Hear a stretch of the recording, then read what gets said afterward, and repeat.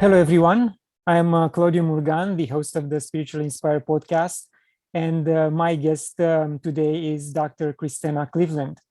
Christena, a Ph.D., a social psychologist, public theologian, author, and activist, is the founder and director of the Center for Justice plus Renewal, as well as its sister organization, Sacred Folk, which creates resources to stimulate people's spiritual imaginations and support their journeys toward liberation.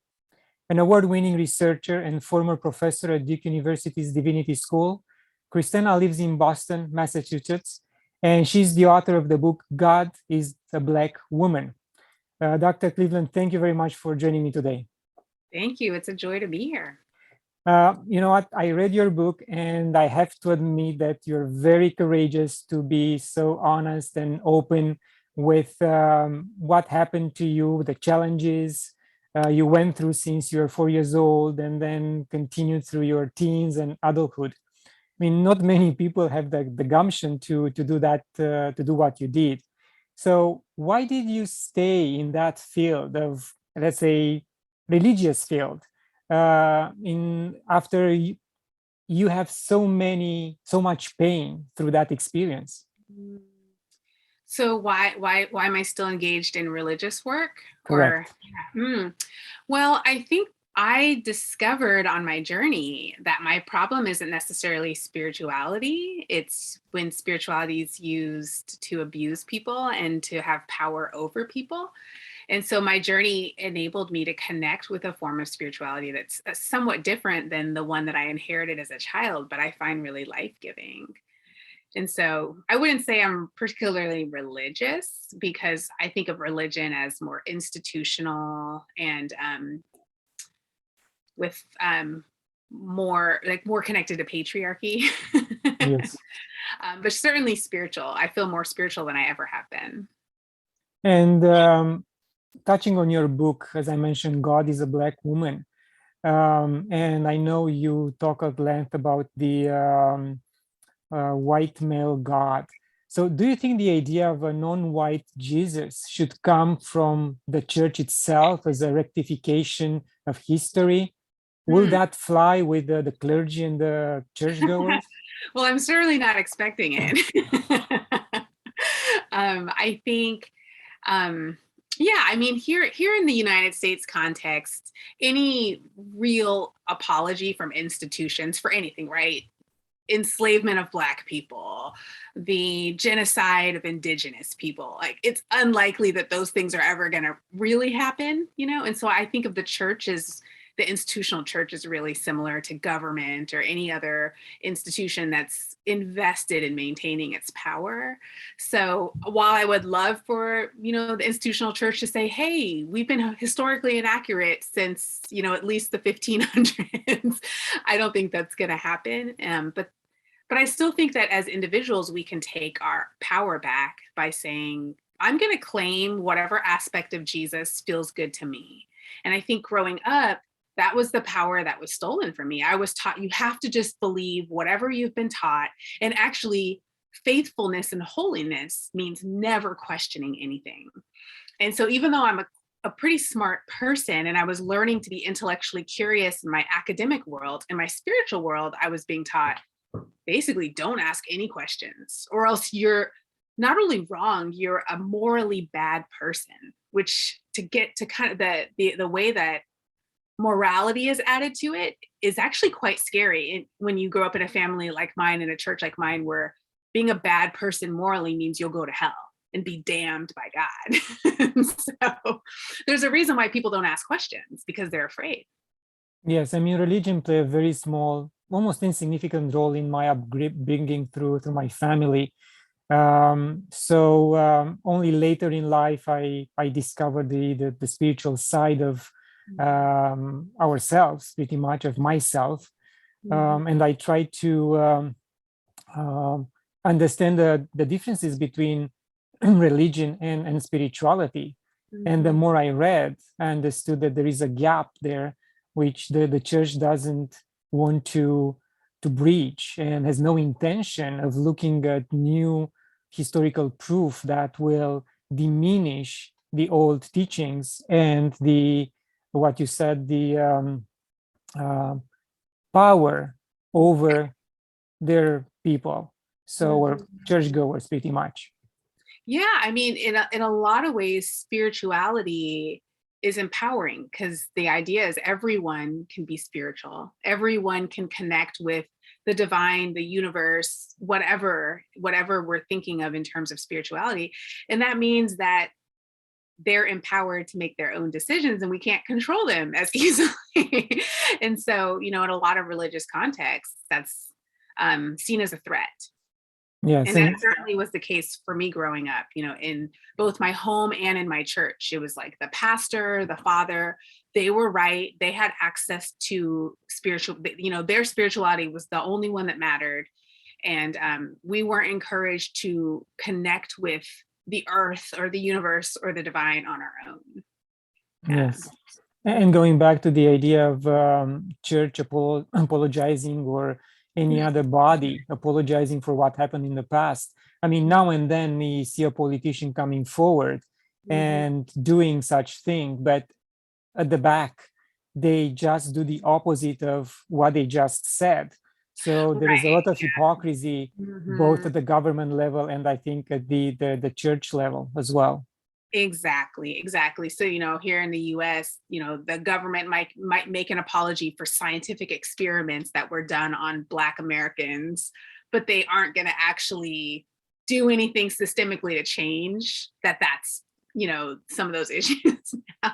So it's almost like a performance, like, oh, we're so sorry, but it's okay. We're just now I'm aware of that, and then I just go about my own work. Yeah, I think we are in a point of time in our evolution as human beings where what doesn't vibrate with us will be left behind, and the other ones will evolve somehow, will move into different dimension, different type of vibration, and what's going on with us right now will become insignificant, and we'll let these guys be in their own swamp, stay there, if they don't want to see what's going on and evolve. That's so interesting. I think that's a really beautiful way to put it. And I remember when I was younger talking with a woman who was a provost at a Catholic university. She was a feminist. And I kept talking with her and thinking, how can you possibly be committed to this institution, this Catholic institution that will not let someone like you become a priest? Like, you obviously, because of course she very much believed in equality for women as a feminist, and she just kept, she remained in this institution. And I said, why? And I was like, don't those bishops just drive you crazy? And she just said, the bishops will die. And it's funny because on the one hand it's a little morbid, right? It's like, okay, like, are you planning on killing them? I had questions, but on the other hand, it's this very much idea that, like, there's a big picture, and if I just focus on what these little men are doing, I can't live my life, which is to be bringing more people into my spirituality, and so it's just like, hey, maybe we'll just let them stay in the swamps, as you say, and the rest of us will move forward, those of us who want to. Yes. So let's go a little bit deeper into your book, God is a Black Woman. What determined you to write the book? Why about the Black Madonnas? And as I shared to you privately, the only Black Madonna I saw was in Spain at Montserrat, a very interesting monastery. And again, my first time, and I was it was quite an impact to see it, and in fact to see that it's been accepted by those visiting the monastery, and it was a lineup for people to touch and pray in her presence. She's a very famous one, yeah. And when I went on pilgrimage to her a few years ago, I was amazed at how many people were there, but as you maybe experienced yourself, they're very powerful when you see them. There's something like, there's a vibe, there's an energy that they have, which is pretty amazing. But, I got connected to the Black Madonna because I was desperate. I had grown up in this really religious context. I had been teaching at seminaries and, was really in that world. And then Trump got elected. And I had already been aware of the problem of white Jesus. because I had gone through the Black Lives Matter movement as a millennial, and I'd been really involved in activism, and I could make the connection between a white God and the devaluing of Black bodies, you know. But it was when Trump got elected, or the run up to, you know, Trump getting elected in 2016, where I realized, you know, we don't just have a problem with God's race, we have a problem with God's gender too, and the fact that women's bodies were being devalued. And so I was desperate. I would literally, maybe a Google search, you know, but I was just like, I need to see images of God that are not white and male. And pretty quickly I found the Black Madonna. You know, I grew up Protestant. So, you know, we were taught that Catholics were wrong at best and evil at worst, you know? So I was not even thinking about the Black Madonna. But as soon as I saw pictures, and this is common, you know, where people are like, I was just, you know, in Barcelona and I decided to go on this tourist thing to go see the Black Madonna Montserrat. And I was amazed at how much I felt when I was there, you know, just looking at the pictures, my entire body changed. I exhaled and I realized, oh, I think I've been holding my breath my whole life. And to just see, as a Black woman, to see sacred images of Black womanhood, and then to read and realize around the globe, and for hundreds, maybe thousands of years, people have turned to these sacred Black women for support, healing, refuge.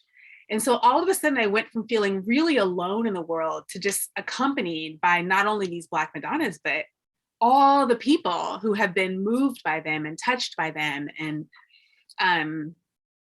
yeah, I mean, it was just a really transformative experience. So, you know, I'm a scholar, so I read a bunch of books, but eventually I just wanted to go see them. And so that's when, about 2 years after I first started studying them, I just got on a plane. I don't speak French, but I went to France for 5 weeks and I just walked and visited as many as I could. And it ended up being 18. And every single one of them was just, they all, you know, they each have stories and they each have their own people who venerate them. And so I got to know them. I got to know their stories and I got to know the people who love them and their histories. And it's really beautiful. So it was a healing pilgrimage, in other words. Very much so. Yeah, you know, I mean, as you mentioned in my book, like I've had a lot of really intense experiences, both in the home and outside of the home, that were painful. And you know, as a spiritual person and as someone who was seeking hope, I was constantly wondering, is there hope? Like, is there some sort of being, energy outside of, out in the world that I can turn to, that understands me, that sees me? And kind of makes me think a bit about Martin Luther King Jr. When I was teaching at Duke University, I taught a Martin Luther King and Malcolm X class a few times. And I love both of their spiritualities, both of them, but, you know, specifically Martin Luther King said, you know, that the arc is long, the arc of the universe is long, but it bends towards justice. Like, ultimately, the universe is a friendly place. Ultimately, the universe is a loving place.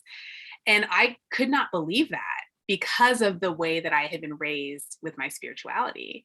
And so being on that pilgrimage really helped me connect with that broader, more mystical truth that, yes, there is an image of a divine being who gets me and sees me and understands my experience as a Black woman. Yeah, so in fact, you resonated with the Black Madonna. Others resonate with that, or with Jesus, or with other personification of God. So in Hindu, God takes multiple forms, like Rama, Absolutely. Ganesha, Shiva, Vishnu, Krishna, and many, many more. Yeah, exactly. Mm-hmm. Because it's easier for those guys over there to see that personification and pray to that personification of God. Mm-hmm. So in other words, it gives them focus. And is this a better approach to the debate of God's gender and look? Yeah, so to have this sort of polytheistic view where God can show up in all these different bodies and genders.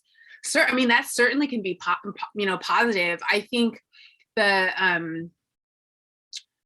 I think whether it's polytheism or monotheism, there's always going to be the question of hierarchy. And even within the pantheon of gods in Hinduism, there is a hierarchy, right? And so there are some that are more powerful or more important than others, which is sort of the issue we have with Christianity, with monotheism, where some attributes of God are elevated over other ones, So I'm not sure that just having more gods fixes that problem of patriarchy and white supremacy, but I certainly love how in, Hinduism and certainly indigenous spirituality, including West African spiritualities, the idea that you can connect with lots of different energies, some being male, some being female, some being like both and, being what we would call trans, is really powerful to me, because I do think that when we are able to find ourselves in the divine, we can heal in a way that helps us see other people as divine. And I think that's the goal, right? Like yes. I don't want to just fix myself. I want to be able to see myself in all of my beauty and wholeness, so that then I can see people, even my enemies, in all of their beauty and wholeness, and to extend love and truth to them. And I remember a few years ago, before the pandemic, I was traveling in Palestine and I was spending some time with some Palestinian activists. And one of them said, if I can't, I fight to see God in the Israeli soldiers, because if I can't see God in the Israeli soldiers that are my enemy, I can't see God in myself. And so I think ultimately I want us to all be able to see ourselves in God or in the divine, so that we can really practice peace. Yeah. So because you mentioned Palestine, and I recently posted something about them and the genocide that's going on there and in Yemen and other parts of the world. Mm-hmm. Do they still have hope that somehow the international community will shed some light and take action on what's going on? Yeah, I mean, I don't know if I hope, I hope that they have some hope there. I know personally lots of people who are doing activism work here in the West that's pro-Palestinian. I don't know if I know anyone personally who's doing work with Yemeni, but I think that's part of why me connecting with God as a Black woman has been so important for me, because it's expanded my advocacy and my activism work to go. Because once I realized that God is not a white male God and God cares about Black women, then I have to start looking at everyone else who's been marginalized and also realize God stands with them too. And so my whole world has expanded in terms of activism. And that's part of the reason why I've spent time in Palestine, is because I've wanted to, do work on the ground and also bring that work back to the United States and share. But yeah. So Palestine for me is like international law being very selective. So exactly. If a military power has political or economical interest in a country that breaks such law, the pressure for the international community is to look the other way. Totally. Yep. So then I made the parallel with the religion, because religion is very selective as well, and gives as you said, the white male God, priests or religious people an excuse to pretty much plunder or oppress. Mm-hmm. Is that That's such a good point? Yeah, I hadn't thought about it that way, but you're right. Yeah, I think I would agree with that there's this like exceptions are being made for some people, right? And so what's interesting is that you see oppression in all the major religions, right? Gender oppression, racial oppression, that kind of stuff. And you look at the actual texts, like Quran, like if you look at the actual text, you're like, this is love and beauty and same thing with the Judeo-Christian Bible. For the most part, you see for the most part, yeah. But also, all these texts are so old too that but all of them have these sorts of like these incredibly beautiful and compassionate passages. And then you wonder, well, how come no one's forcing people to live that way? Because this exception is being made, right? Same as international law. where for the most part, it's good, but not everyone's held to that standard. Exactly. And in fact, today I watched a old a workshop of Greg Braden's, in which he was explaining, he was making the parallel between the existing Bible, King James 1611 version, to what was discovered in Nag Hammadi's library or the Dead Sea Scroll. And he said, look, the translation is totally twisted, or words were taken out of context. So you don't understand that the God is within you and you can attain whatever you put your mind to. So they want control, and they wanted control since then. Absolutely. So please go back to this old text or the old text being discovered and read and educate yourself. Exactly. You know, and it's funny because there are people who are comparative religious scholars who are going back and looking at, like, for example, Jesus's words, which were spoken in the mystical Aramaic, which is only a spoken language. And so, but then they were written down in Greek, which is a very politicized, cut and dry, black and white, whereas the mystical Aramaic is like possibility, and the hearer gets to play a role in how it's interpreted. It had nuances, yes. About relationship, right?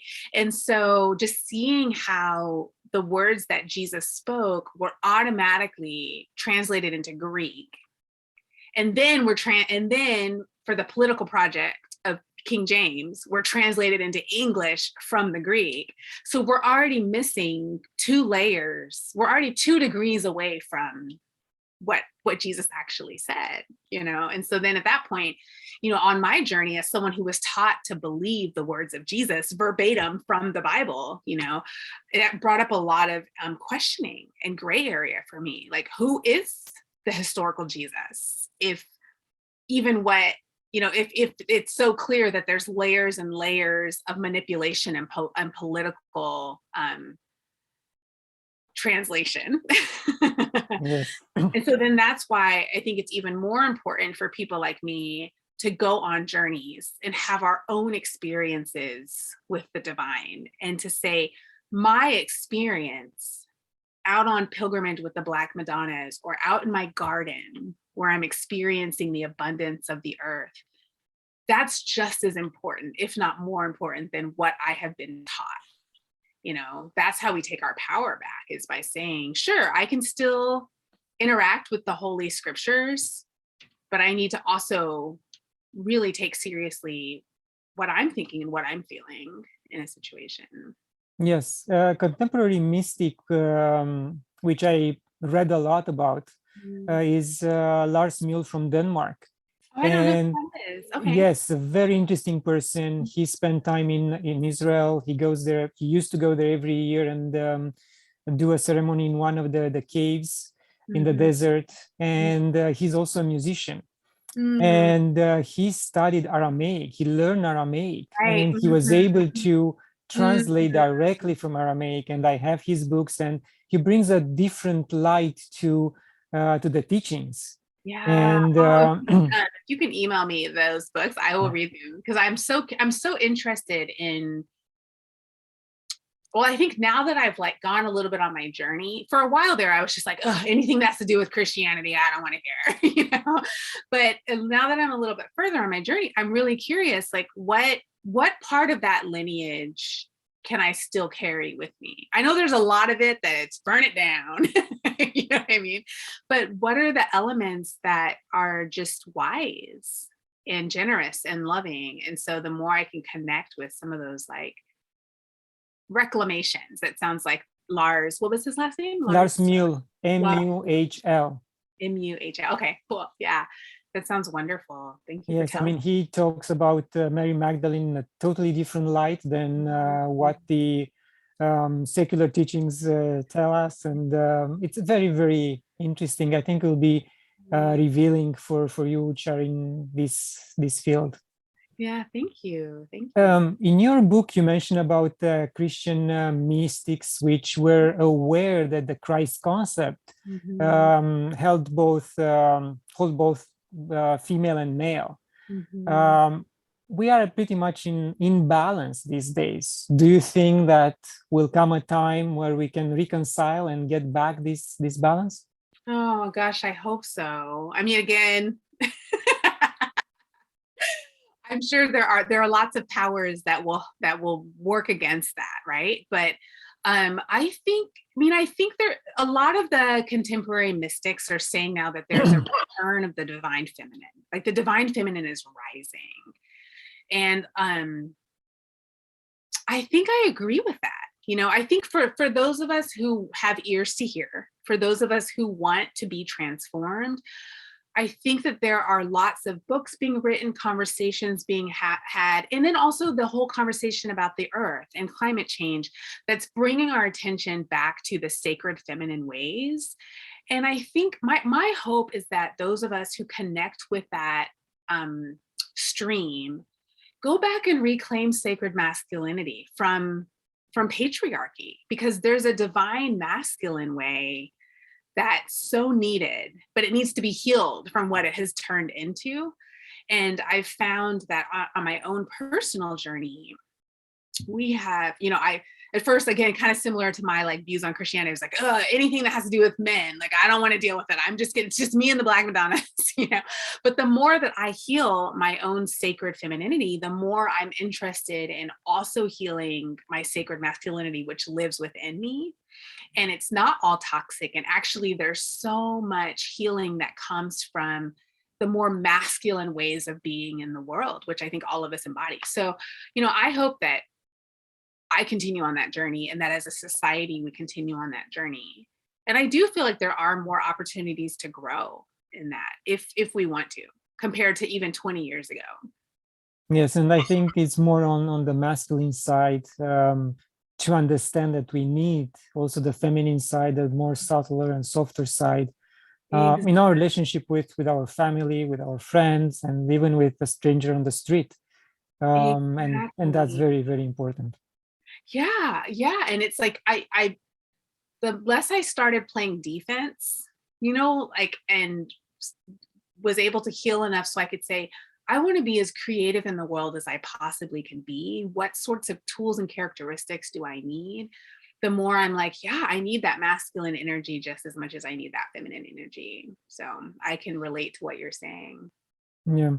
To quote from your book, "The God that sees and affirms you." Where are you now in that journey? Right. Yeah. Always evolving.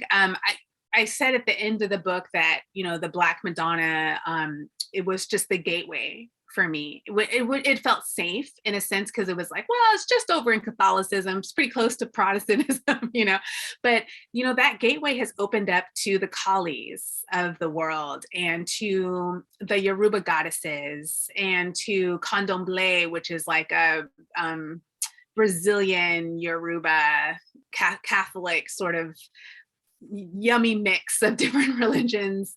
And so right now I'm really interested in just seeing the divine feminine in Indigenous communities, and also in some of the more established religious communities like Tara and Buddhism or something like that.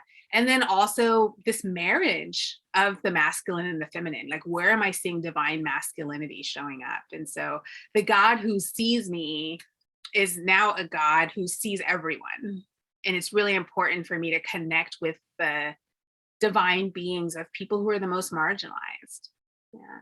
Yes, It's always like a journey, you're always going. it will be interesting for you to meet or even have a chat with Sophia Anaya. She's English, but she lives in southern France, in the area where the Catars used to live.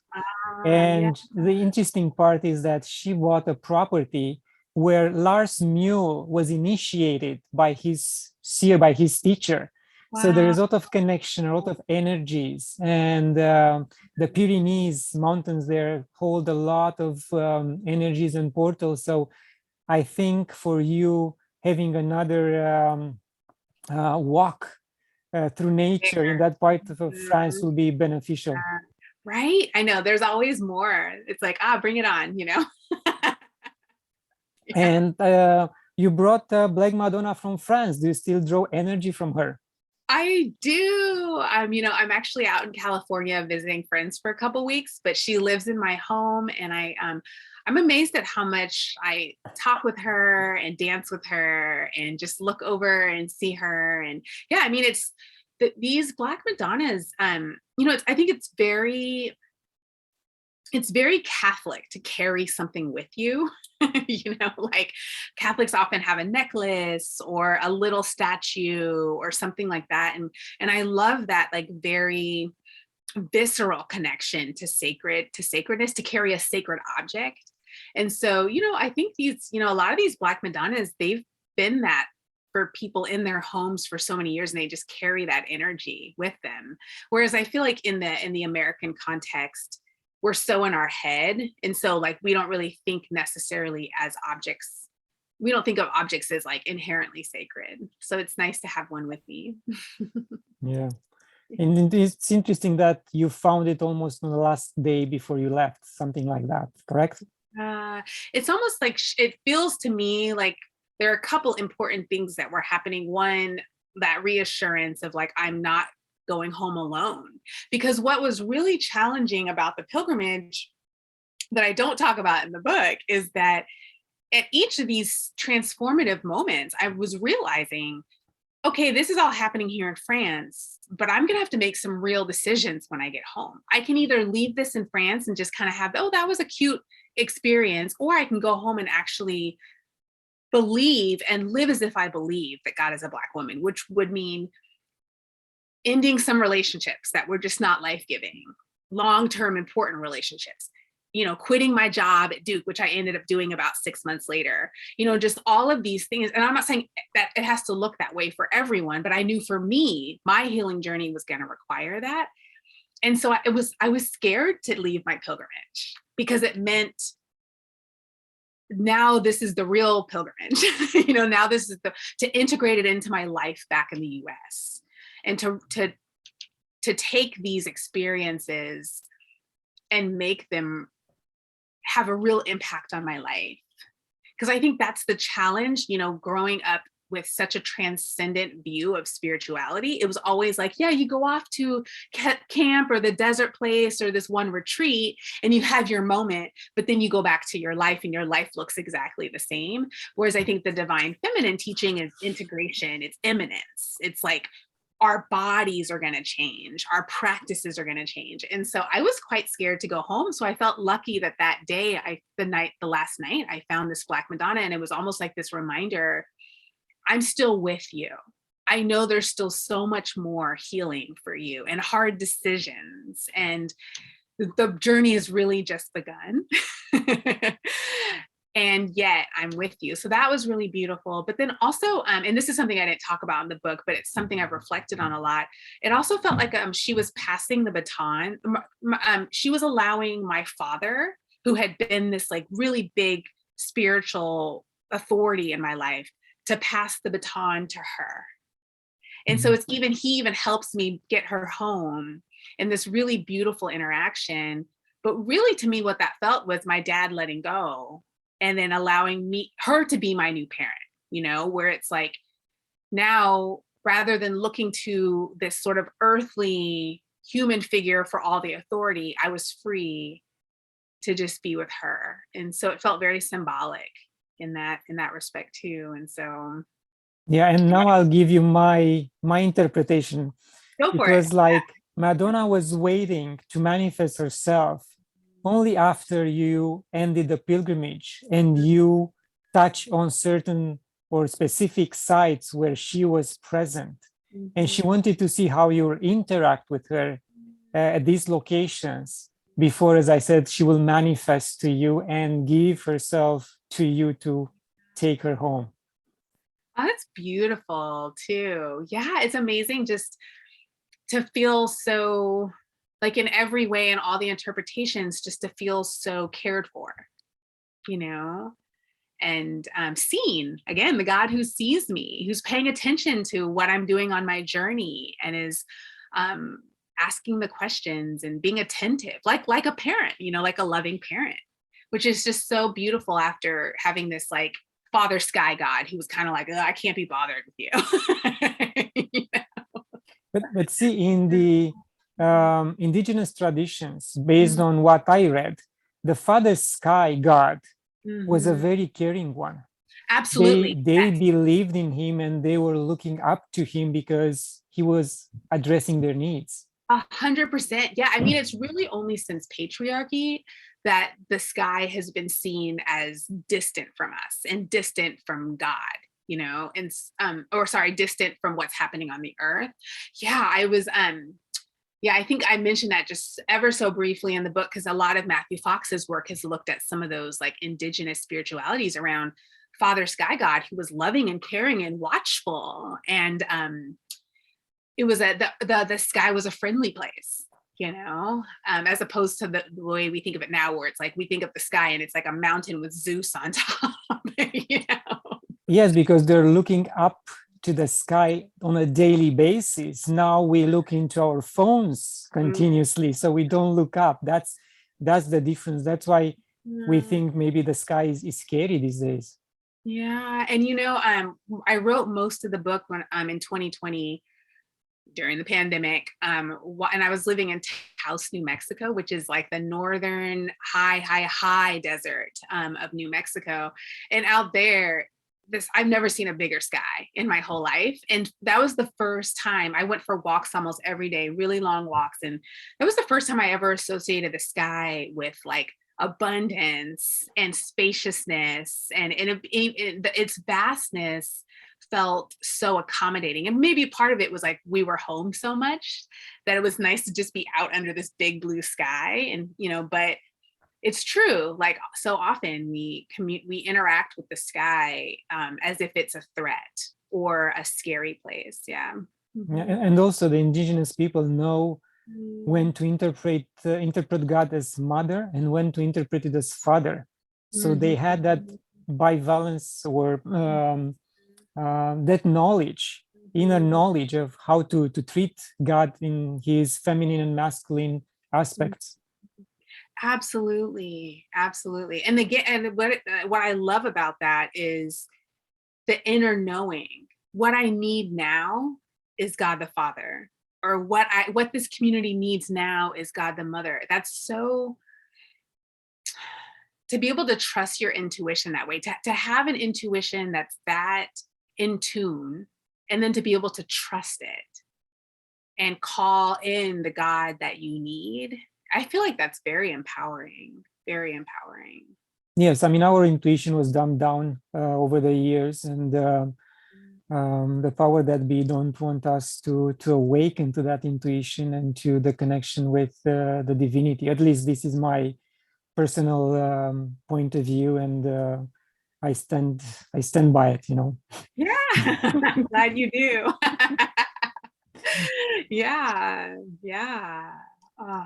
I love that idea though, you know, and I think the more I've gotten connected to the sacred feminine, the more, and the sacred Black feminine in particular for me, the more I'm able to let go of that and say, yeah, I really need to connect with this person's divine being, and to allow because I feel, you know, growing up, we were always taught, you hold on to your beliefs and everything else is wrong and everything, you know, but the more I connect with a healing version of my spirituality, the more I'm able to say, I want to know what you think, and I want to know how you experience God, and I want to know how I can support that and also be nourished by that, because we all have these, so it's gender, it's race, it's culture, it's, you know, different ways. And to oversimplify the whole idea about, you know, religion and spirituality in the end is what a very close friend of mine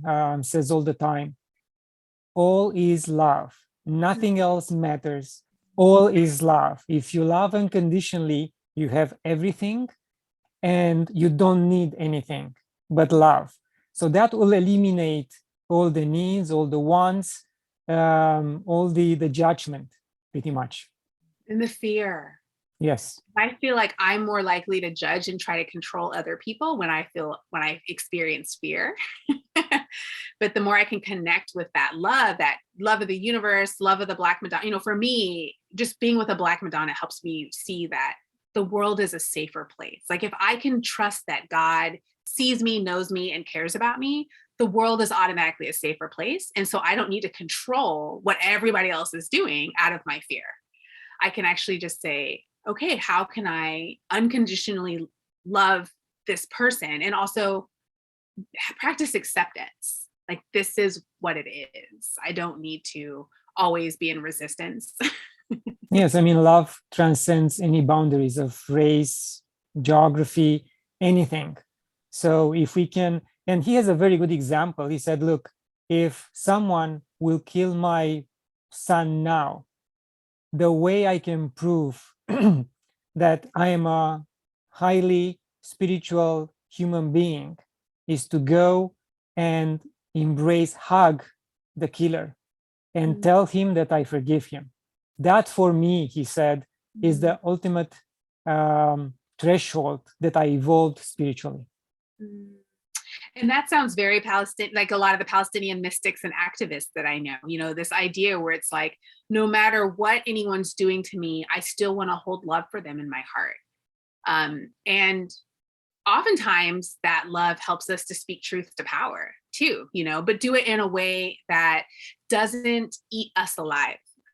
You know, and so yeah, it's true, and that's you know that's mysticism to me, right? That's being able to see beyond what is, and that's being able to connect so much with love that even when life is legitimately scary, the sound of love drowns out the clang of fear. Yes, nicely said. Yes. And I think for me, like, that's what connecting to the Black Madonnas has helped me do, because finding myself in the divine helps me to see that it's going to be okay. I might not know how it's going to be okay, you know, but it's somehow going to be okay. And therefore I can act in a generous way towards people. And also, if I can't be generous, like I am resentful and I am spiteful and all those sorts of things, I can still offer myself self-compassion and know that her love is big enough too. And so I don't need to do shame on myself. And then if I'm less likely to shame myself, I'm less likely to shame others. Yes, indeed. So yeah. It's like this, yeah, to me, I've always tried to connect spirituality and activism because I'm passionate about both. But that's a very mystical connection. I think you can't just it's not algebraic. It's not just X times Y equals, it's like kind of somehow connecting to abundance on a level that gives you the spaciousness to see the sacredness of others, while also the power and the courage to stand up for what you believe in. So it's like not passive, it's not conflict avoidant, but it's also being able to act for justice from a place of love and not fear. Yes, that's important if we can stay unbiased, which is, again, sometimes very hard. But if we go back, as you said, to that place of love, those boundaries can blur, and we can see everything which with focus and unbiased approach. Yeah, that would be amazing. Yeah, and that's very, very, very hard to do because we're so primal in the way that we think about groups and who matters, and especially if we feel like we've been harmed, which many of us have. So I'm not saying it's all in our heads or anything, but I for so long did activism from basically just from a self-righteous sense, right? Like, look at what these people are doing to us Black people, you know, and that was just and that motivated me for a while, but then I just burned out because you can't just power your entire work on resentment and self-righteousness. And so now I can see very clearly, yeah, these like horrible wrongs that have been done and are being done to Black people like myself, and also recognizing the ways in which I've been complicit in other people's pain, and also seeing the sacredness of all of us, or at least not perfectly, but you know what I mean, trying Yeah. to and hoping to honor that sacredness as I interact with people, even while I'm speaking truth and saying this is unacceptable, or these amends need to be made, or these reparations need to be made. Yeah, And indeed. so it's very, yeah, it's like you can't just read a book on this. No, you have to experience it for sure. And in the end, you cannot, in my opinion at least, you cannot teach religion or spirituality if you don't experience yourself, because then you just take a book or what was written in a book and you try to explain it without fully understand it because you didn't experience it. So that's why a lot of priests consider what they are doing a job, and they don't go fully into the depth of the teachings. They are being taught in a certain way. And as you said before, they don't ask questions. They don't try to go beyond what the school taught them. And that's sad for themselves, because I don't think they will evolve spiritually at a level where they're going to be able to connect with divinity. And then is bad for the those attending the Sunday events, because they don't get the benefits of those teachings as well. So yeah, I can say amen to that, because I taught at seminaries where we were training, the next generation of pastors. And I know, there's a lot of emphasis on knowledge and not a lot of emphasis on understanding and transformation. Yeah. At the school that I taught at, people had to take tons and tons of Greek, Hebrew, Old Testament, New Testament, which that's not bad. I'm not against that, but they didn't have to take much in the way of spiritual formation. How do I personally connect with the divine? What does that look like? What are my own practices? And so then, they can't pass that on to anyone. And I know I wasn't really taught that either. Although I will say one of the things that I really love about the Pentecostal upbringing that I had was that Pentecostals tend to believe that the Holy Spirit is active in doing things. So people pray for healing, people pray for miracles. It's not just seen as something that happened way back when. And I think I wouldn't have been able to go on my Black Madonna pilgrimage if I didn't have that in my spiritual lineage, this idea that I can actually show up at a Black Madonna and expect something to happen, because a lot of Christians who don't have that theology, God is kind of dead. It's like, well, how do I encounter God? I read the Bible. Whereas I was taught, you can just start talking to God, and you can expect God to talk back to you in some way. So I literally would go up to these Black Madonnas in these tiny villages and just start talking to them. And then trust what I felt the transmission coming back, and take that really seriously. And then also trust that the people around me that I was meeting were that Black Madonna was speaking to me through those people and through the animals, and that sort of imagination and integrating that with my spirituality feels like a gift for my lineage. yes, and I can tell you that praying or singing to God, to divinity, to the Creator, and expecting something back, it's real. I mean, people all over the world get together, and their vibration, their mental prowess, and the vibration itself will manifest the healing, will manifest that answer, which will come back to you through synchronicities. And I think right now even scientists can do that, and they will they wrote books about this type of interaction through sound, vibration, and mental prowess. Yeah, it's interesting that there can be scientific explanations and also, just anecdotal evidence, and yet it's still hard for us to believe. Yeah. I think there's a part of humans that we want to kind of be able to control everything or something, because it's like. Yeah, Dr. Cleveland, some of my previous guests were of African descent, and they were born in Africa under, Catholicism, but their elders told them to go out in the world and become the bridge to the white brother, because the white brother doesn't understand them. So they still kept the food into the local tradition, and they got initiated through the villages, the village customs and everything else. So I'm wondering if you had the chance to go back to your genealogy tree and see Yeah. what your ancestor divinated before. Yeah, I have not personally been to West Africa, and that's where most of my lineage goes back to. The closest I would say to doing that particular type of ancestral work is going and spending quite a bit of time with candomblé priestesses in Brazil, who have a mix of Christianity and West African spirituality. And that was like, oh gosh, that was the closest I have felt to being in a spiritual community that really resonated with my own spiritual energies.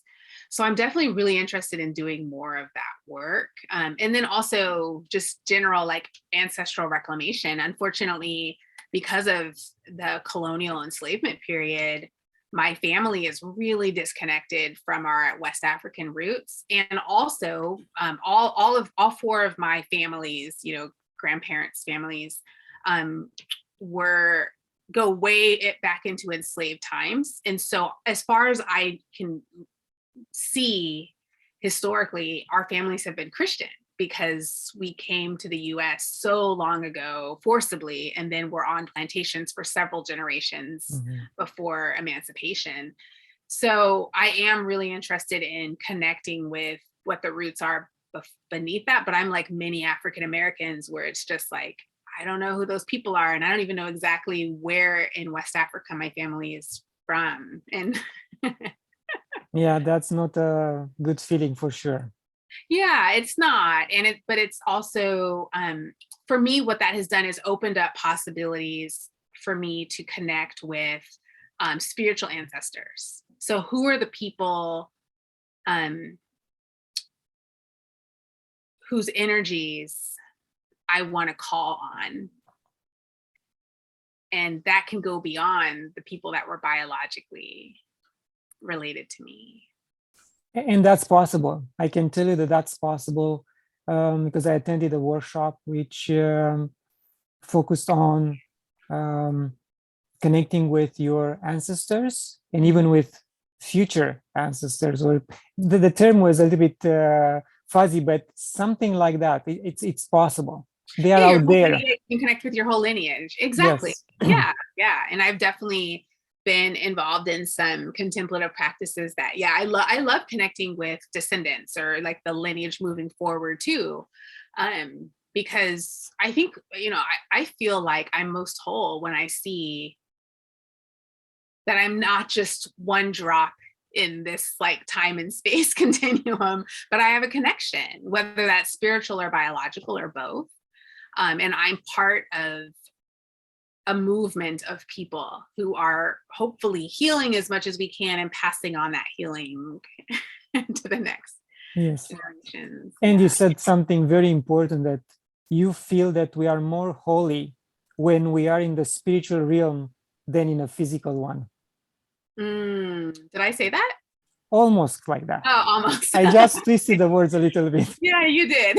I think what I would say to that is I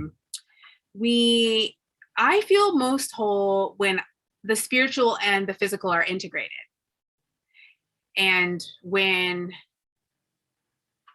Father Sky God is eliminated, and the sky is a warm and inviting place. And so God can be transcendent, and God can also be immanent in my body. And God can be in my thoughts, but God can also be in my feelings. And God can be in the earth, and God can also be in the cosmos. And so to me, the more I've gotten connected to the divine feminine immanence, the more I've also longed for what we would consider to be the masculine transcendence, because it's both and. And so I love thinking, yeah, I got about the oneness of it all. And even in some of my like somatics and embodiment work, we've been talking a lot about how can we bring our bodies into conversations with our thoughts. And that's kind of how I feel about spirituality. How can I bring my spirituality into conversation with what's happening physically in the world and vice versa? Yeah, and the reason I said that we are more holy in the spiritual realm, because all the worries and the attachments which we have in the material world vanish up there, or when we are there. We are only energy over there. So that's why we might feel holier.